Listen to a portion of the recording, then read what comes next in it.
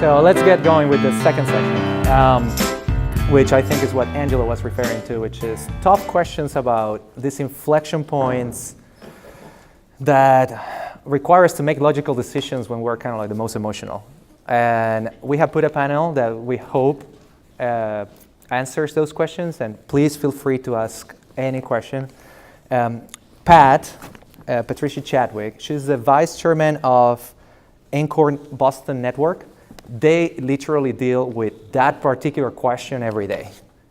Executives, people selling their companies, and suddenly they find themselves in this new life. Pat deals with that every day.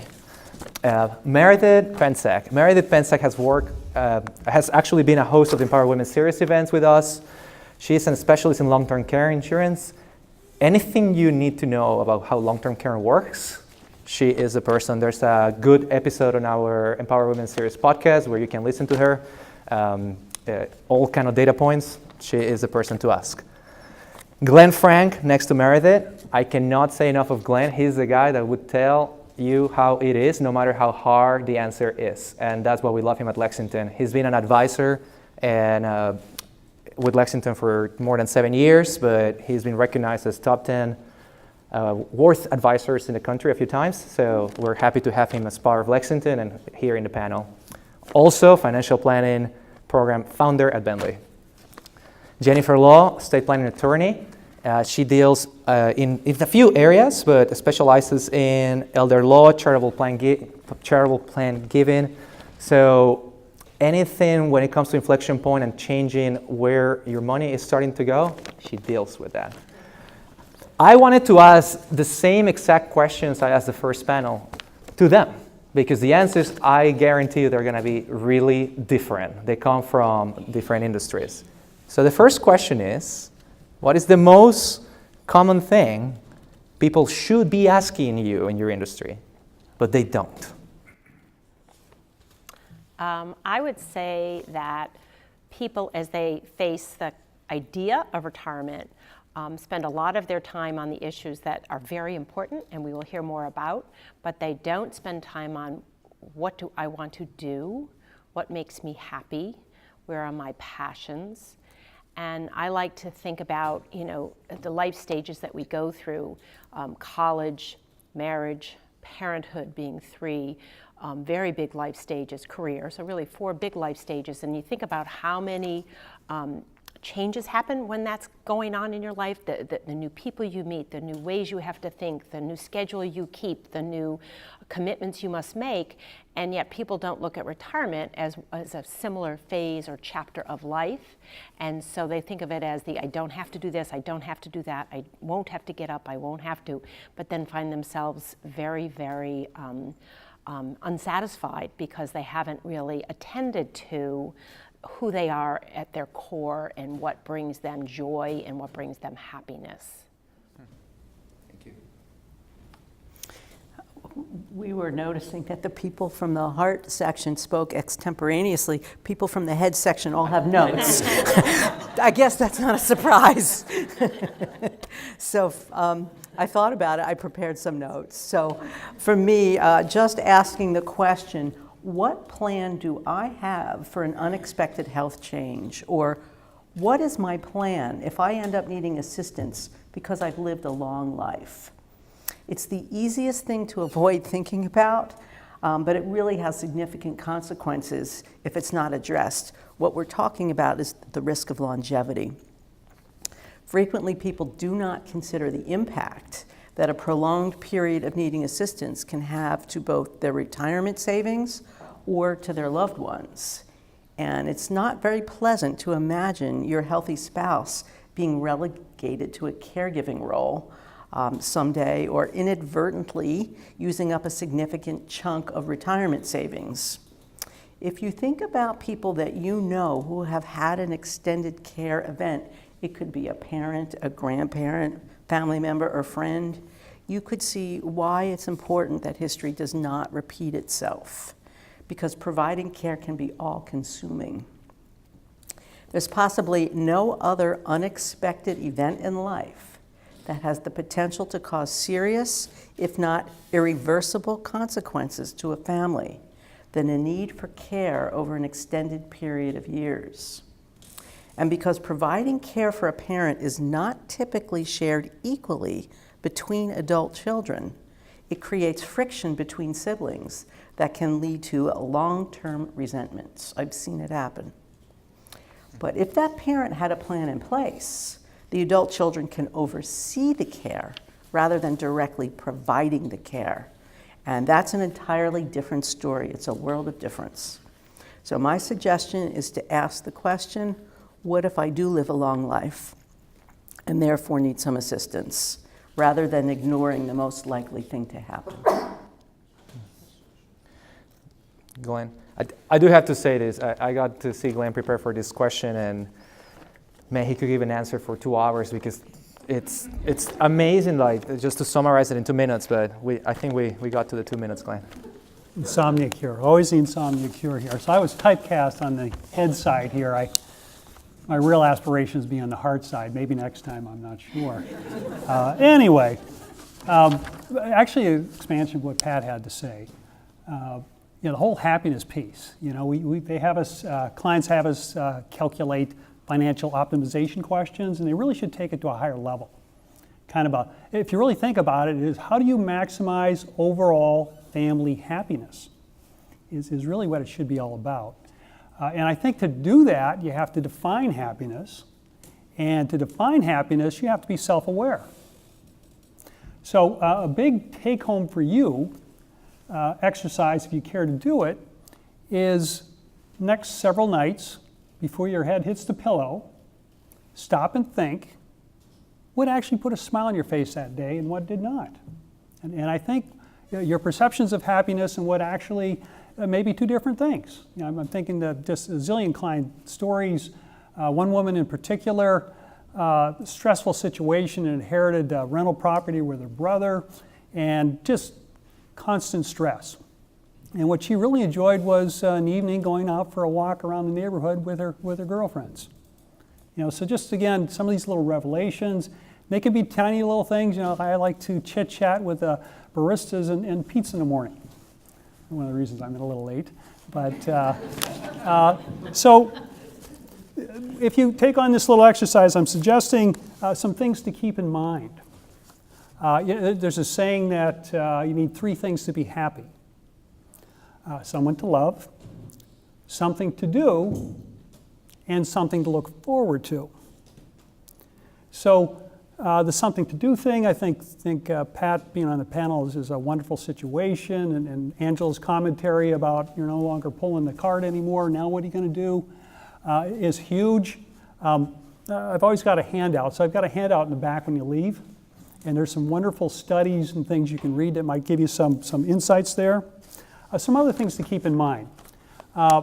We often say when we're doing expense calculations, we say things like, this should not be an exercise in frugality, it should be an exercise in awareness. And it really should be. Understanding where your money's going. And then, are you actually getting value for that? Are you actually enjoying it or not?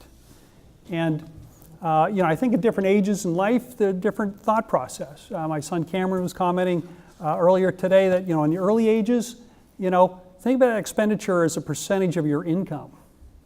And then think twice whether or not it's really worth it. At the later stages, I think of that percentage as a percentage of your net worth. And if it's such a tiny amount, don't sweat it. And in fact,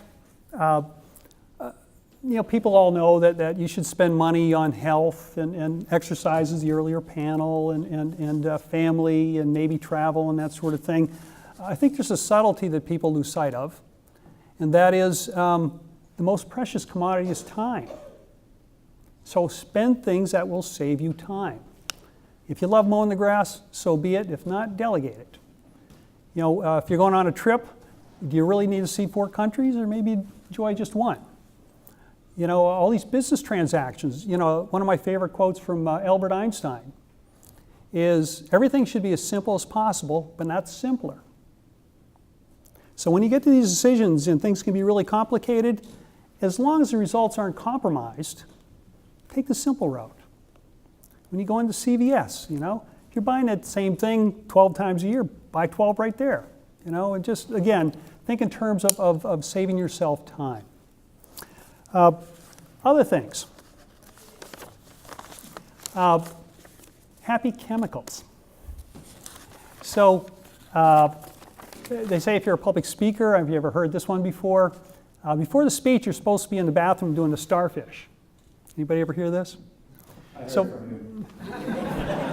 I just did it. there you go. See, she did the starfish, see? So, your body emits chemicals in all sorts of circumstances. So the starfish, if you're a public speaker, actually releases testosterone, which gives you confidence. It's like the little girl statue on Wall Street. That's a very confident pose. This kind of releases cortisol, which is kind of a stress thing. So sometimes just your posture can impact your moods. Other chemicals in one of the handouts you'll see out there are entitled Happy Chemicals. We've got Mike, who loves dark chocolate. Well, that sends out serotonin. Chris is a marvelous hugger. You're supposed to give 8 hugs a day, and that releases oxytocin. So in any case, what I'm suggesting is take a more analytical approach to being happy.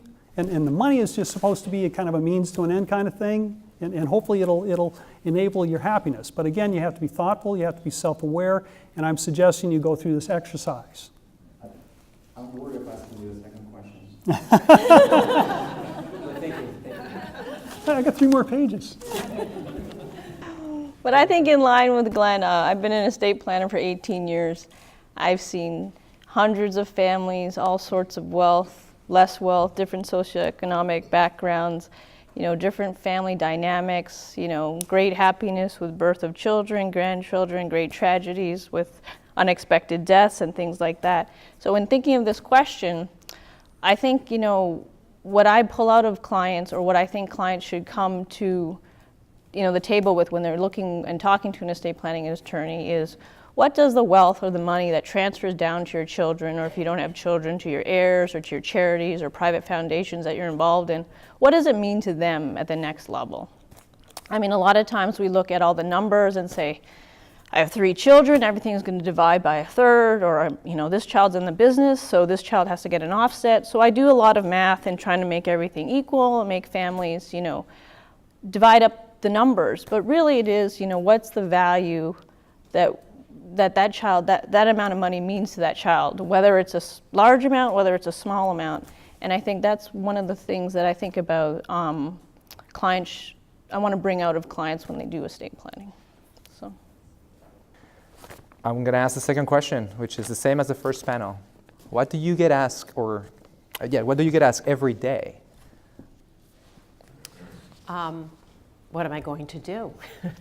They don't ask it's really the same answer, because they don't ask the question and they've missed the opportunity, but then again, what am I going to do is paramount. I think what I've learned is how overwhelming the opportunities and options can be to a person as they go to an unprescribed lifestyle. They just don't know where to begin, they don't know who to call, they don't know how to network. Their Rolodex is a Rolodex of an industry or a company, and so they just don't know where to turn. And I had started a journal in 2010, and the name of it was 2010 and Beyond, because I knew I wanted to explore new ways to think, new ways to learn, new people to meet. And the journey started, and it took me 5 years before I retired. I just kept going and learning and trying to determine what will my next chapter be. Many of us will be retired as long as we worked.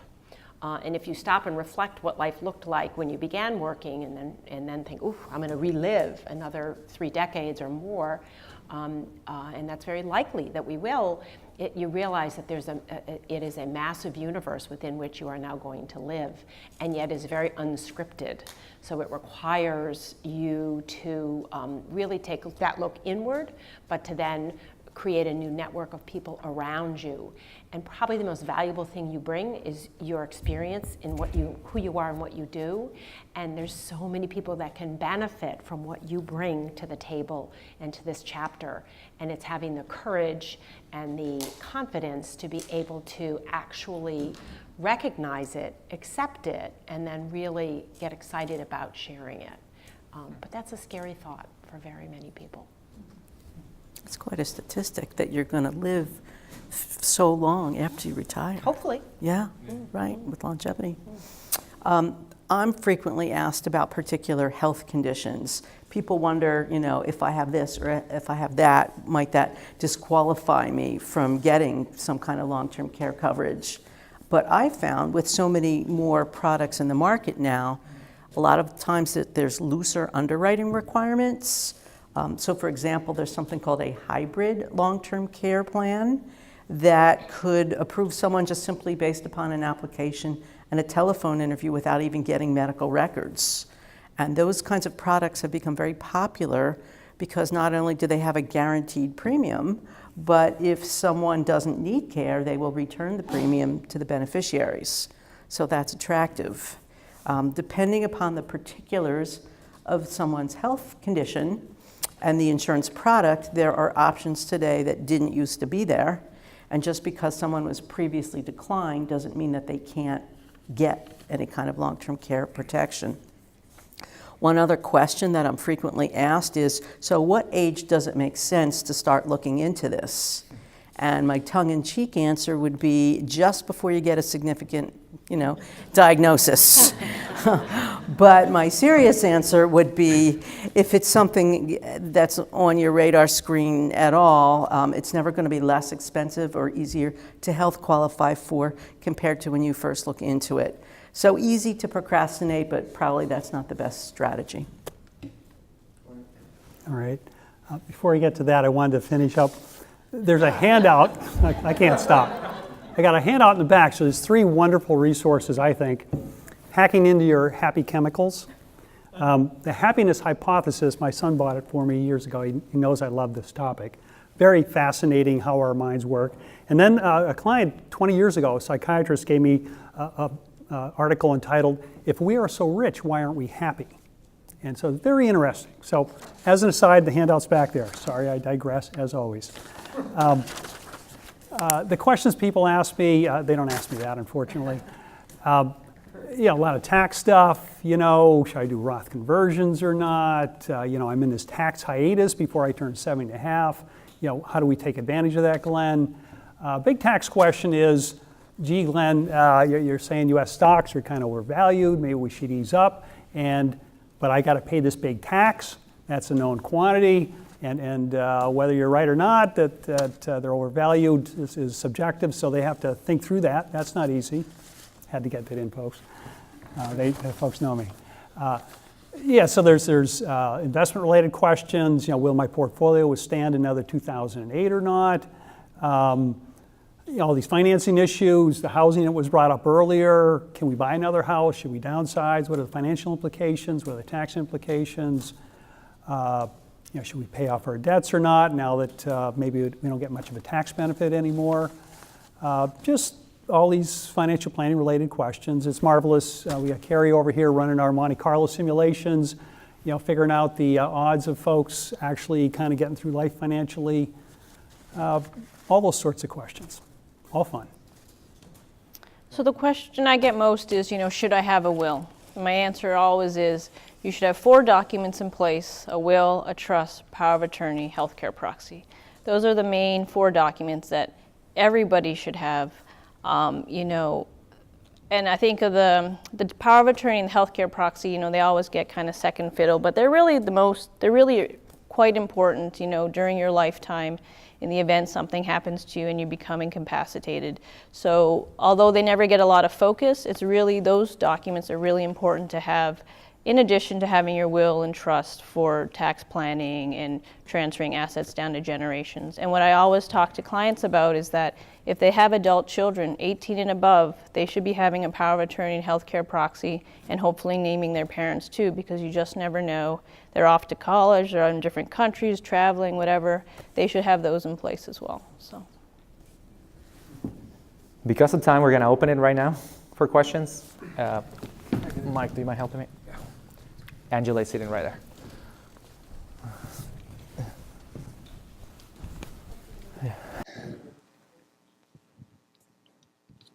Okay, now I'm back to retirement. You had a great career and it went well and you loved it, and then you're not doing it anymore. So I agree 100%, this above all, to thine own self be true. Self-realization, self-understanding, I agree with that completely. But let's say you are analytical and you can sort of see things that make you happy, but you're about to take a 90-degree turn to get from what you were doing to that thing that you think is going to make you happy. How do you handle that? I would say it's trial and error, a lot of it. You may try things that don't make you happy or aren't good alternatives to your next chapter. I would want to sit and have coffee with as many people who had just retired as I could to find out what did they like about it, what didn't they like, what worked, what didn't work. I would want to read a lot. There's so much out there to read about right now. I mean, the topic of aging is a really hot topic at the moment because of us. Baby boomers are aging. 10,000 people turn 65 every day in America right now. 20% of our population will be over 65 in the next 5 years. So there's a huge amount of research. I can give you, there's a study that was just completed by Encore.org and Stanford University. It's a great study on aging. So you provoke thinking to ask questions, and then you trial and error is what you do. I often liken it to when you went to college. If you went to college, you chose one, and then you picked a major. You could have, and you liked both. You could have picked a different major, you could have picked a different college, but you didn't. You landed there, and you sort of planted where you're grown sometimes. And so I think being open to just letting yourself get planted is scary, but there's plenty of people who have done it. And the good fortune of health and time is a pretty awesome combination. And there's so much you can give to the world because you know so much. You're smart. But it's not on your parents' dime, so you have to figure out whether you can afford to make these missteps. So that's where we come in and do the calculations. And then hopefully we can say, you can try X number of missteps and you'll still be fine financially. Well, I would say this. If your career had intellectual stimulation, and then you retire from that career, and you seek intellectual stimulation, there are a lot of traps to that. Also. Or a lot of opportunities. Yeah, you can get yourself right back into worry and burden and all the things that come with intellectual stimulation. And I would have to agree with you. As an estate planner, I've seen a lot of that, unfortunately, that a lot of clients, when they hit retirement, they haven't made a plan for themselves of what they're going to be doing. And unfortunately, some of them rapidly decline and become ill and pass and haven't had their estate plan in place, and we come in as a crisis planner to help the surviving spouse and the children. I mean, not to be, but it's a real issue, I believe. It can go the other way though. So a client told me a story. He retired and started going to church. I've been to a church for a while. And he said he liked church. And he said, "Oh, I like volunteering. I'll start collecting, passing the basket. It's a lot of fun, interesting." And he did that. And he started going for coffee afterwards. Then he joined the finance committee. Then he became chairman of the finance committee. And then he went on to something else. Suddenly he had a 60-hour-a-week job. He wasn't making anything and getting a lot of aggravation. So it can go the other way also. Chairman of a corporation that provides coffee hours. Maybe. You had a question? Sure.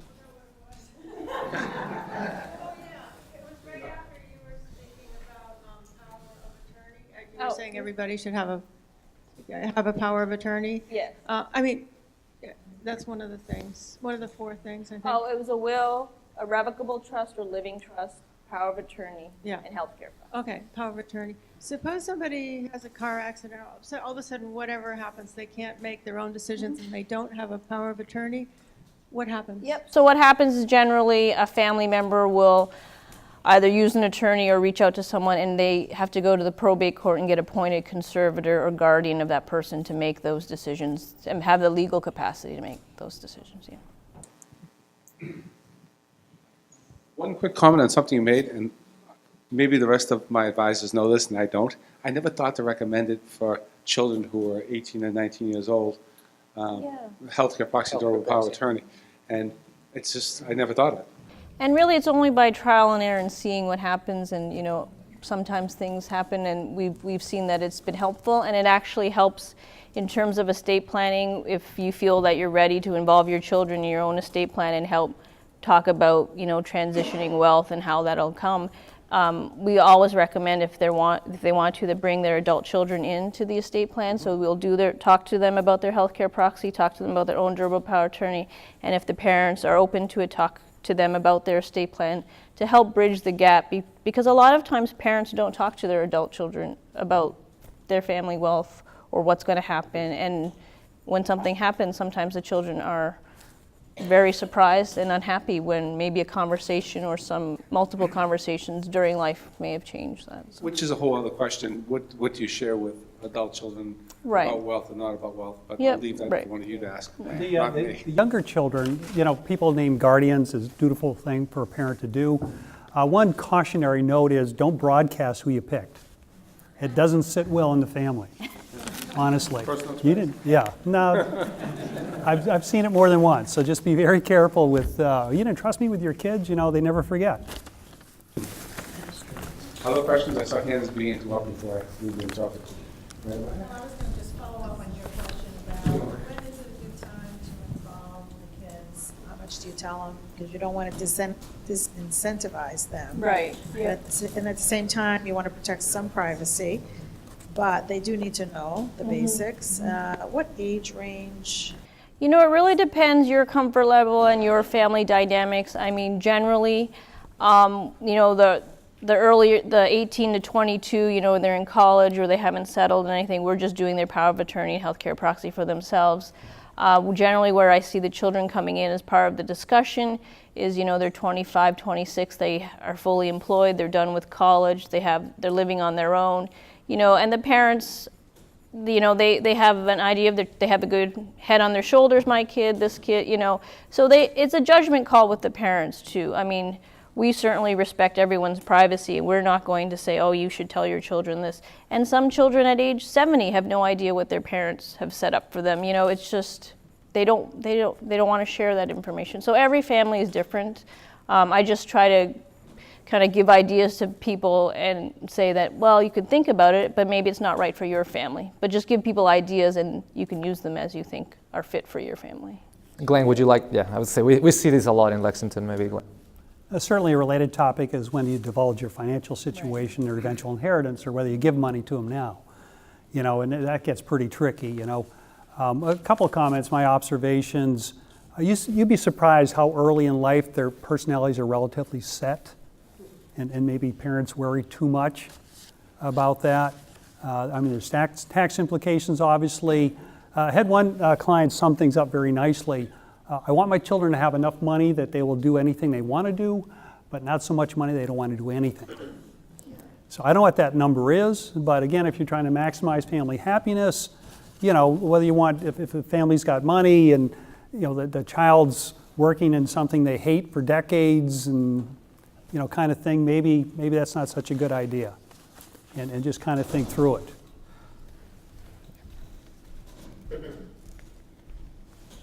Any questions? Other questions or comments? Pat, I did wanted to ask you about some resources that you might share with us for people in that particular stage, the retirement stage, where to go. There are a host of organizations that are very active that can prompt some very good thinking. There's an organization called ESC. It stands for Empower Success Corps, and it is a pro bono consulting firm. It has 150 consultants, this is just in the Boston area, of people who bring all sorts of experience in any kind of business. And I've participated in this. We go through some training, and then we are mobilized out to work with different nonprofit organizations on different aspects that they might have that they hire us, but it's pro bono work. So it's really quite exciting and quite interesting and very challenging. There's a campaign that I am involved with. It's called Generation to Generation, and we have launched it. It's been launched in 5 cities in the country. Boston is one, where we are working with a host of youth-serving organizations, Big Brothers Big Sisters, the Girl Scouts, the Boston Debate League. It goes on in terms of the organizations. There are 7,000 nonprofit organizations in the greater Boston area, and almost all of them need help. And they really don't know how to tap the help that our generation, can give. And there's a host of opportunities to do some volunteer work. And in some cases, there's stipend jobs that you can do. There is a program called Encore Fellows, where you can become a fellow for 1 year. You work 20 hours a week, and you are assigned to a nonprofit organization, and you have a job there, but 20 hours a week. I mean, it is unbelievable how many places and spaces and needs there are. And it's just a question of, what piques your interest, and then how do you navigate yourself toward it. We're trying to help be somewhat of a matchmaker by introducing people like any one of us to these organizations as we establish our interests. So a question, I've had a lot of clients ask me about things like that. Yep. And I think it's wonderful. And by the way, notes will be going out on this today, and as well as a recording. So both will be going out, so if you don't have to be taking too crazy notes. A lot of people have mentioned, what's it take to get a paying board job? And I've got several clients that... For-profit. For-profit. It's hard. If you have not run a company, or are not a C-suite, member, it's a challenge, and it's sort of a job to find a job. It's not a lot different than working to find a job. There are headhunters that can help you actually, get on a board. I know people who it's taken several years for them to get on a board, and it's a great way to make some money and to also use your expertise in an industry. But it's not so easy. It's not so easy. And if you're a white male, it's less easy. If you're a white female, it's a little easier. But I know so many people who said they were going to go do it and did not meet much success. So it's not as simple as you think. Other questions from the back? Chris?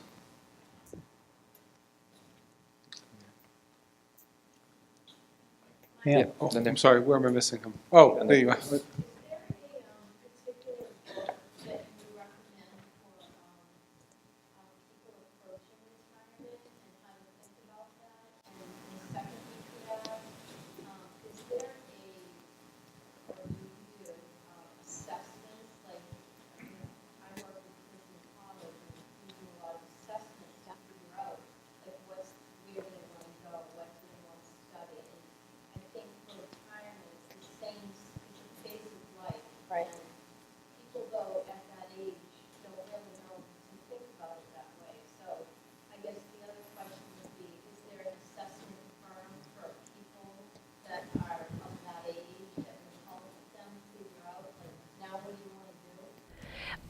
It's a great question. There's a host of books.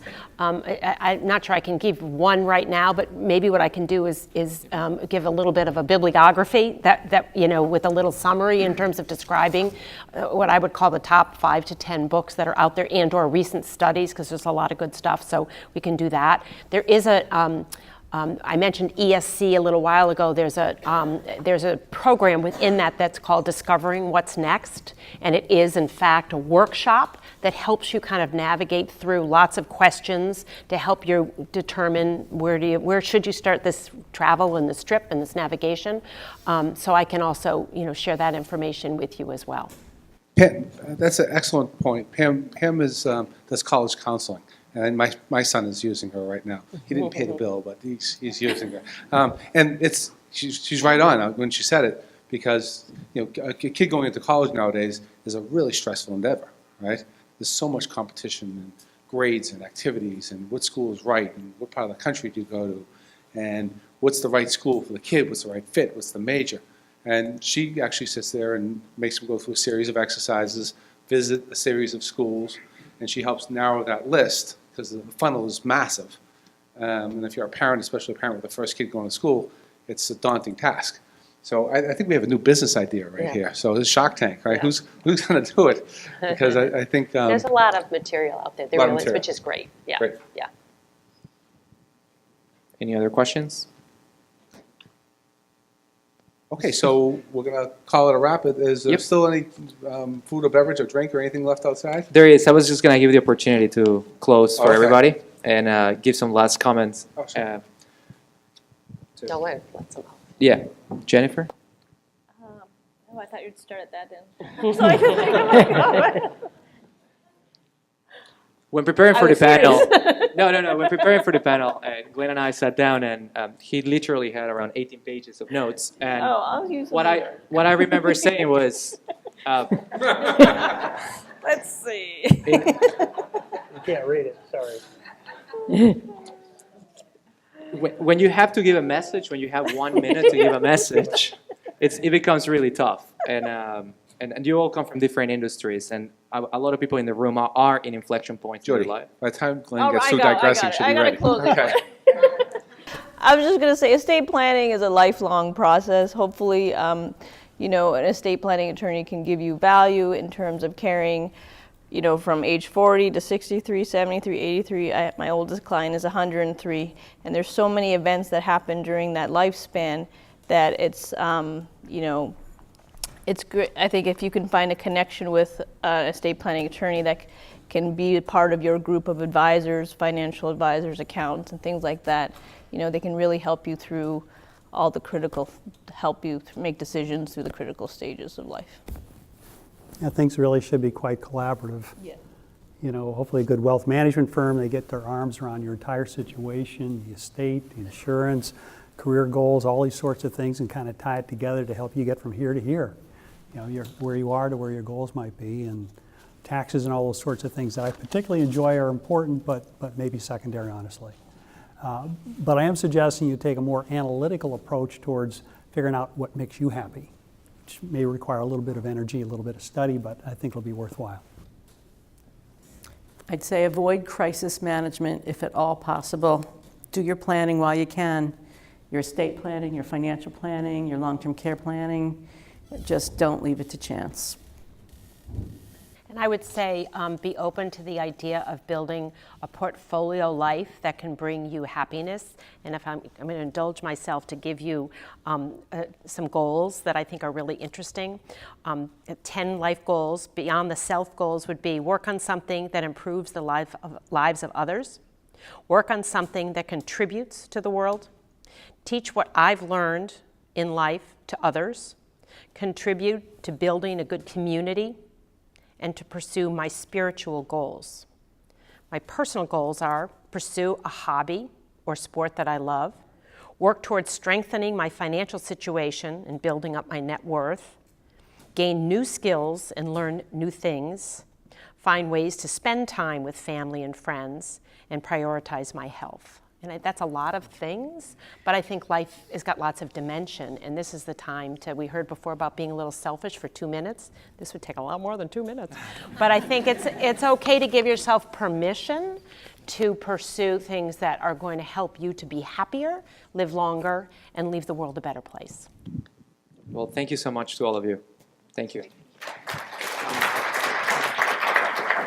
So I would like to invite Christine, president and co-founder, and just to give us a little message. So thank you all very much. Before I let you leave, I just wanted to first thank our team at Lexington. Everybody has done an amazing job to put this event together and to put all these things together for us. So thank you to our team.